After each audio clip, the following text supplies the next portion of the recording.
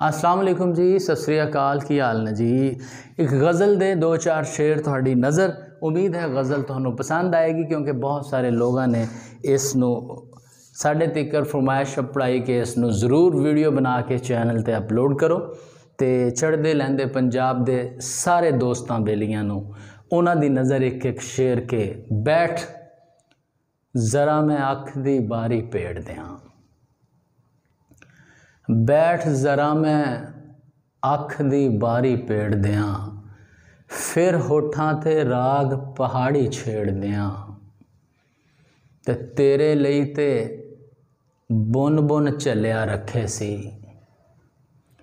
तेरे लई ते बुन बुन झल्लिया रखे सी। हुण कहना है सारे ख्वाब उधेड़ दियां। ते नीवा हाँ ते नीवें पासे बैठा हाँ, नीवा हाँ ते नीवें पासे बैठा हाँ। तेरे वल्ले किंज हयाती रेड़ दियां।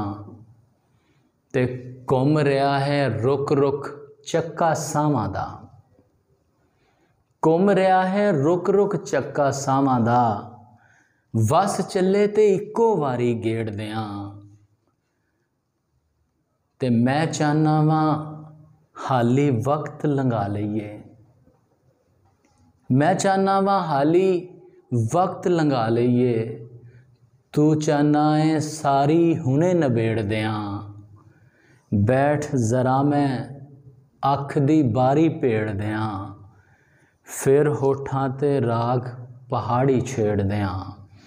सजनों बेली मित्रों, यह चैनल थोड़ा अपना चैनल है सांझा पंजाब। अगर थानू यह गज़ल पसंद आई होवे तो तुसी कॉमेंट दे विच ज़रूर दस्या करो। अगर कोई वीडियो रिकॉर्डिंग दे अंदर कोई तजवीज़ देना चाहो वो भी सानू कॉमेंट दे राही दस दिया करो। ते नाल चैनल नू अगे शेयर कर दिया करो ताकि पंजाबी प्यारे पंजाबी अदब नू प्यार करने वाले दोस्त जुड़ते रहन। तो इस तरह यह चैनल फलदा फुलदा रहे। अपना बहुत सारा ख्याल रखना, जीवते रहो तो वसते रहो जी।